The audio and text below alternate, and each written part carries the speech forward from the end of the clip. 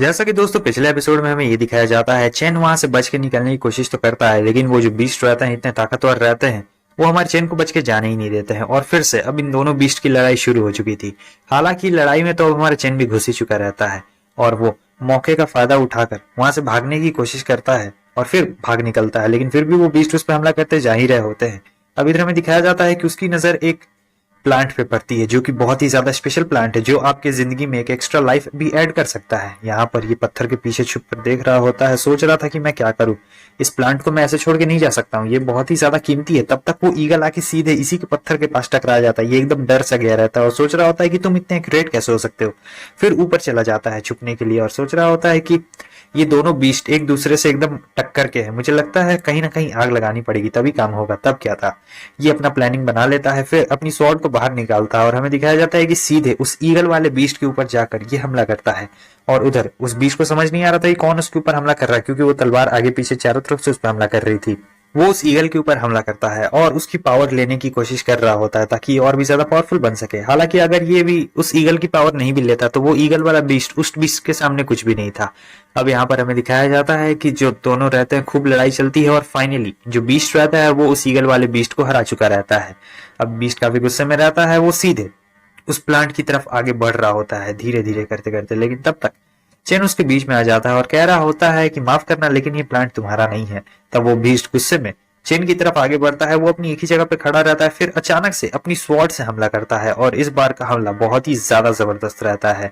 इतना ज्यादा जबरदस्त रहता है कि सीधे उस बीस्ट का सर ही उड़ चुका रहता है। इधर हमें विलेज के लीडर को दिखाया जाता है जो कि देख रहा होता है, क्योंकि पास से बहुत ज्यादा ही शोर शराबा आ रहा था। फिर हमें उसी लेडी को दिखाया जाता है जो आती और कह रही होती है, देखो ये बच्चा कितना ज्यादा शोर मचा रहा है। तब तक वहां पर उसके लोग आ चुके रहते हैं और बता रहे होते हैं कि विलेज में कुछ उथल पुथल हुआ है। इसे गुस्सा आ जाता है और कह रहा होता है, क्या कौन अंधा यहाँ पर आ गया, किसकी इतनी हिम्मत हो गई जो मेरे विलेज के आसपास में तबाही मचा रहा है। इधर हमें इन दोनों को दिखाया जाता है जो कि आराम से चैन की नींद गुफा में सो रही होती है। तब पर्पल की हल्की सी आंख खुलती है, क्योंकि उसे लग रहा होता है कि उनके सामने कोई आ चुका है, तो वो एकदम सतर्क हो जाती है हमला करने के लिए और लुल्लू को उधर साइड में कर देती है। लेकिन वो देखती है कि ये कोई और नहीं चैन रहता है। वो कहती है कि तुम्हें ये टंगड़ी कहाँ से मिल गई। वो कहता है ये बहुत लंबी बात है, वैसे खैर जाने दो, उन सभी चीजों को भूल जाओ। उसके बाद वो पर्पल के पास बैठ जाता है, वो उसे पूछती है तुम इंजर्ड तो नहीं हुए ना। वो बता रहा होता है कि कैसे कैसे और क्या क्या हो गया उसके साथ में, और फिर उससे कह रहा होता है क्या हुआ, क्या तुम्हें मेरी चिंता हो रही है। वो कहती है कि नहीं ऐसी कोई भी बात नहीं है। उसके बाद ये उसे हब दिखाता है और कह रहा होता है चिंता करने की कोई भी जरूरत नहीं है, अब देखो मेरे पास ये स्पिरिट वॉइड हर्ब भी आ चुका है। और फिर वो उसके आगे बता रहा होता है कि कैसे कैसे जब वहां पर गया था तब गार्ड्स थे, और फिर गार्ड्स के बात ये सुना, और फिर बता रहा होता है कि वो लोग कुछ लोग को रिक्रूट करना चाहते हैं, तो मुझे लगता है कि वहां पर जाके इनके लोगों को बचाना ज्यादा सही रहेगा। पर्पल कह रही होती ये आइडिया तो बढ़िया है, लेकिन हमें कुछ दिन के लिए यहीं पे कहीं छुप कर ही रहना पड़ेगा। वो कहता है हाँ ये भी बात है। अब अगले सीन में हमें दिखाया जाता है ये आराम से सो रहा होता है, तब इसे खाने की बहुत ही अच्छी खुशबू आती है। जब ये आंख खोलता है तो पर्पल खाना लेके सीधे इसके सामने आ चुकी थी। अब मस्त टंगड़ी मार रहा होता है। टंगड़ी मारने के बाद पर्पल कह रही होती है कि क्या हुआ। ये कहता है मुझे लगता है मैं ब्रेक थ्रू करने वाला हूँ। अब आधे घंटे बाद के सीन को हमें दिखाया जाता है जहां पर हमारे चेन ने ब्रेक थ्रू कर लिया होता है और सोच रहा होता है वाह ये तो सचमुच कमाल की चीज है, मजा ही आ गया। फिर पर्पल आती और कह रही होती है तुम्हें पता है ना वो हब शॉर्ट पीरियड के लिए काम करता है, तुम्हें हर 3 दिन में अपने हब को ऐसे बदलते रहना पड़ेगा तभी ये काम करेगा। वो कहता है कि हाँ क्यों नहीं, वैसे भी तुम चिंता मत करो, तुम लुल्लू और खुद को बस प्रोटेक्ट करना और कुछ भी नहीं। फिर हम देखते हैं कि इसका चेहरा अचानक से उन्हीं बीस्ट जैसा बन चुका रहता है। अब यहाँ पर लुल्लू आ रही होती है। लुल्लू ने अभी तक इसका चेहरा नहीं देखा होता, कहती है बिग ब्रदर सुनिए तो, लेकिन जैसे ही वो उसका चेहरा देखती है वो डर के मारे जोर से चिल्ला पड़ती है और उसे चिल्लाता हुआ देखकर ये समझ चुका रहता है कि हाँ हर्ब ने अपना काम पूरी अच्छी तरीके से कर दिया है। अगले सीन में हमें दिखाया जाता है कि वो जा रहा होता है और उन लोगों को कह रहा होता है चिंता मत करो, मैं तुम्हारे लोगों को जरूर बचा कर लाऊंगा। और यहाँ पर लुल्लू देखकर बहुत ज्यादा डर चुकी रहती है, कह रही होती है कि सिस पता है आपको जब बिग ब्रदर हंस रहे हैं ना इस चेहरे में वो जरा भी अच्छे नहीं लग रहे। अब यहाँ पर वो पहुंच चुका रहता है और देखता है कि बहुत ज्यादा ही भीड़ रहती है। और फिर क्या था, एक बंदा उससे कह रहा होता है कि ब्रदर देखना बुरा मत मानना, मैं तुम्हें नहीं जानता हूँ, लेकिन क्या हम लोग वहां चल के ड्रिंक कर सकते हैं। तब तक यहाँ पे एक बंदा आ जाता है और कह रहा होता है कि हीरोज आप सभी लोग का स्वागत है, इस बार हम लोग रेड लीफ विलेज के खिलाफ लड़ने के लिए जा रहे हैं। हाँ मुझे पता है कि मैं एक बहुत ही नैरो मार्जिन से जीत गया हूँ, लेकिन मैं हमारे बहुत सारे ब्रदर्स को नुकसान पहुंच चुका है, तो ये मैं हमारे क्लैन में बहुत सारे हीरोज के लिए इनविटेशन के लिए ये फाइट करवा रहा हूँ। ये कह रहा होता है कि चलो हम सभी लोग साथ मिलकर काम करते हैं और फ्यूचर में हम सभी अपना भविष्य और विलेज और भी अच्छा बनाएंगे। सभी लोग पूरे जोश में होते हैं क्योंकि सबको ज्वाइन भी तो करना रहता है। अब यहाँ पर चैन सोच रहा होता है, लगता है मुझे इसकी प्लानिंग बहुत ही सटीकता से करनी पड़ेगी वरना काम बिगड़ सकता है। और ये कह रहा होता है कि ठीक है, जब तक तुम लोग मेरे 10 हमलों को सह लोगे तब तुम हमारे क्लैन में ज्वाइन हो सकते हो। फिर हमें दिखाया जाता है कुल्हाड़ी आकर वहां पे लग जाती है और कोई बहुत ही तगड़ा बंदा वहां पर आ चुका रहता है। ये आ गया होता है और स्टेज पे कह रहा होता है कि चलो सबसे पहले मैं ही ट्राई करके देखता हूँ। वो काफी ज्यादा एटीट्यूड में उसकी तरफ आगे बढ़ रहा होता है, लेकिन वो अपनी जगह पे ही खड़ा रहता है। मगर यहाँ पर चैन को पता था कि अगर वो बड़ा सा आदमी कुछ भी बेवकूफी वाली हरकत करेगा तब वो नहीं बचने वाला है।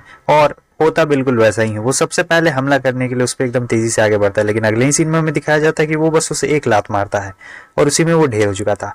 अब अगला यहाँ पर कोई चाइनीज से शकल का आता है, नान चाबुक जैसे कोई हथियार लेके, और अपने आप को शो ऑफ कर रहा होता है ऐसे ऐसे घुमा घुमा के। लेकिन यहाँ पर हमें दिखाया जाता है उसका हथियार उसी के गले में खुद अटक चुका रहता है और हार गया रहता है। अब सभी लोग कह रहे होते हैं कि ये इंसान तो बहुत ही ज्यादा ताकतवर है, पता नहीं इससे कौन लड़ेगा। और फिर भीड़ में से हमें दिखाया जाता है कि चैन बाहर निकलता है और कहता है कि मैं तुमसे लड़ूंगा। सभी लोग एकदम हैरान रहते हैं, लेकिन चैन सबको ये बोल के और हैरान कर देता है कि बताओ, अगर मैं तुमसे जीत जाता हूँ तो मुझे इसके बदले में क्या मिलेगा? मैं तुम्हारे 10 मूव्स को भी सह सकता हूँ। लेकिन ये बंदा इधर कह रहा होता है कि बच्चे, मुझे लगता है कि तुम या तो बहुत होशियार हो या तो बहुत ही ज्यादा पागल। सभी लोग चैन का मजाक उड़ाने लगते हैं, कह रहे होते हैं कि बच्चे तुम्हें क्या लगता है, क्या तुम कोई बहुत ताकतवर कल्टीवेटर हो? तुम इसे बिल्कुल भी नहीं हरा सकते। और हंस रहे होते, कह रहे होते एक नंबर का बेवकूफ है। तब तक हमें दिखाया जाता है वो बंदा सीधे चैन के ऊपर हमला करने आता है और कह रहा होता है कि चलो मैं तुम्हें दिखाता हूँ कि आखिर मेरी असली पावर क्या है। और इस तरफ जो चैन रहता है वो बस अपनी तलवार से ही उसके उस ताकतवर हमले को रोक चुका रहता है। फिर उसे एक जोरदार लात मारता है, कह रहा होता है ये 10 मूव्स तो बहुत ज्यादा हो जाएंगे, चलो 3 ही मूव्स में तुम्हारा खेल खत्म करता हूँ। और फिर उधर वो गिर रहा होता है, चैन भी उसकी तरफ आगे बढ़ रहा होता है। चैन तुरंत ही उसके पीछे में आ चुका रहता है, अपनी तलवार लेके हमला करने वाला रहता है। लेकिन तब तक ये अपनी शील्ड को एक्टिवेट कर देता है। फिर भी हमें दिखाया जाता है कि चैन ने उस पर हमला कर दिया रहता है और वो हमला बहुत ही जोरदार का लगा हुआ रहता है। लेकिन इसे उतना ज्यादा कुछ फर्क नहीं पड़ता है क्योंकि ये बहुत ही दमदार रहता है और फिर से अपनी पावर को लेवल अप कर लेता है। लेकिन अचानक से इसके मुंह से बहुत सारा ब्लड गिर चुका रहता है। अब चैन इसकी गर्दन के ऊपर तलवार रख देता है और कह रहा होता है कि चलो अब आराम से बैठ के बात करते हैं कि आखिर तुम्हें हराने से मुझे क्या फायदा होने वाला है। मगर वो बंदा हार नहीं मानता है। वो कह रहा होता है कि तुमने मुझ पे स्नीक अटैक किया था इसलिए मैं हार गया हूँ। चैन कह रहा होता है अच्छा मैंने स्नीक अटैक किया था, अच्छा बताओ सबसे पहले हमला किसने किया था?